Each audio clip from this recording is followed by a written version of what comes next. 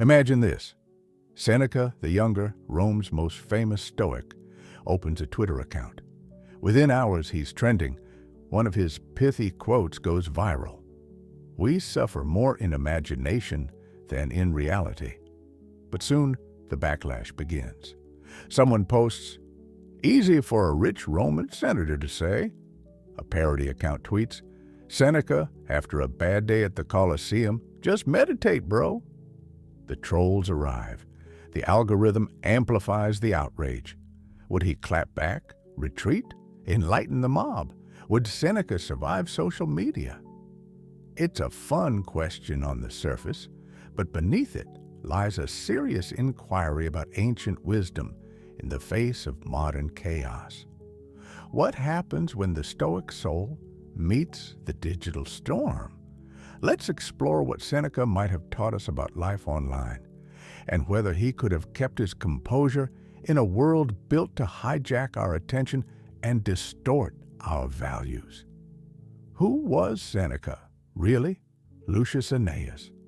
Seneca was a Roman philosopher, playwright, advisor to Emperor Nero, and a leading voice of Stoicism.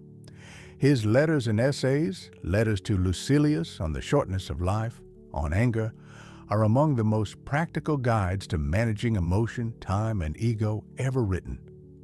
Seneca lived in a high-stakes world of political plots, moral contradictions, and extreme wealth. He was both a moralist and a power player, a man of discipline who lived in luxury, often accused of hypocrisy. In other words, Seneca was no stranger to contradiction, criticism, or complexity, which makes him strangely well-suited for the digital age. Seneca was the feed. What would he do? The essence of Seneca's philosophy lies in mastering oneself amidst chaos. And what is social media, if not a kind of curated chaos? Let's break down some of his core principles and how they apply to life online. 1. On outrage culture. Anger is a temporary madness. Seneca wrote entire treatises on anger, calling it the most destructive of emotions. He argued that even justified anger leads to irrational action.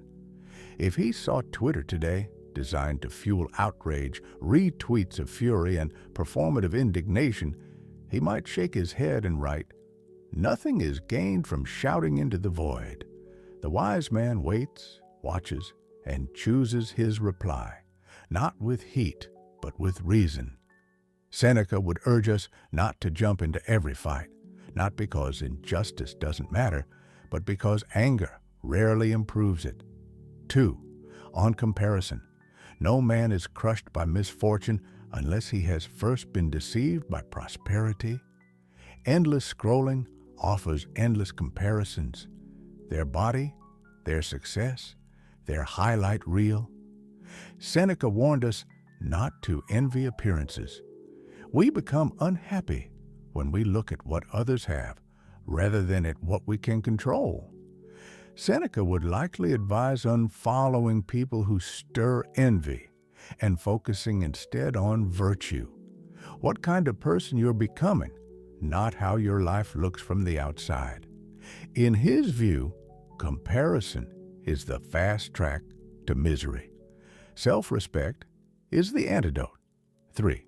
On time. It's not that we have a short time to live, but that we waste much of it. Seneca's most famous essay on the shortness of life feels prophetic today. We spend hours swiping, liking, arguing, consuming, then complain that time is running out.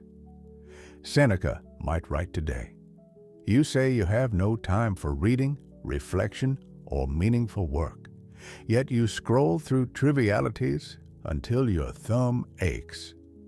His solution: mindful consumption, ruthless prioritization, purposeful solitude.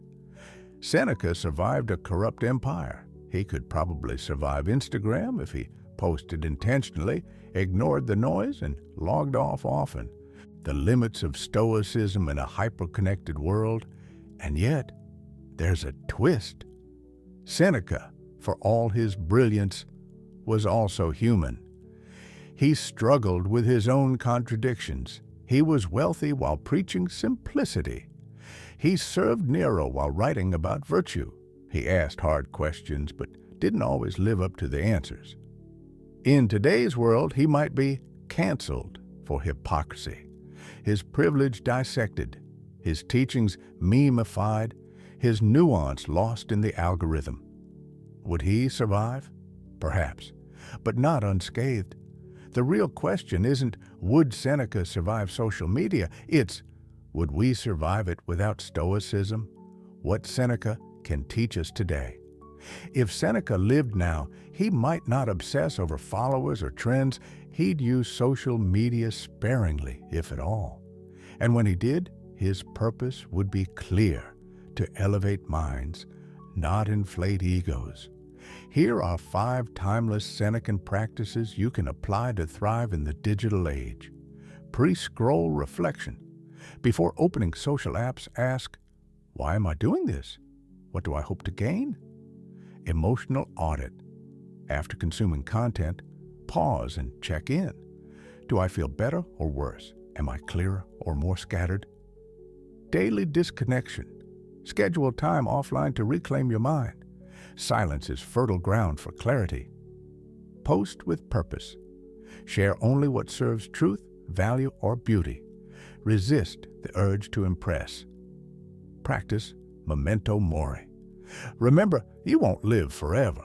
Don't waste your precious hours arguing in comment sections, becoming the philosopher in the feed. Seneca may not have survived social media unscathed, but his ideas can. In fact, they're precisely what we need. We don't need more noise. We need discernment. We need integrity. We need reminders that our time is short, our emotions are ours to govern, and our minds are the last true refuge from a chaotic world. So the next time your thumb hovers over an angry tweet or mindless scroll, hear Seneca whisper, "You act like mortals in all that you fear, and like immortals in all that you desire."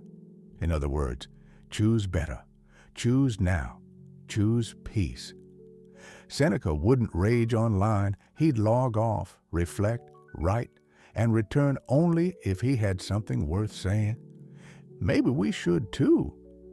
If you found this helpful, give it a like and subscribe for your daily dose of Stoic wisdom. This is Daily Stoic Dose.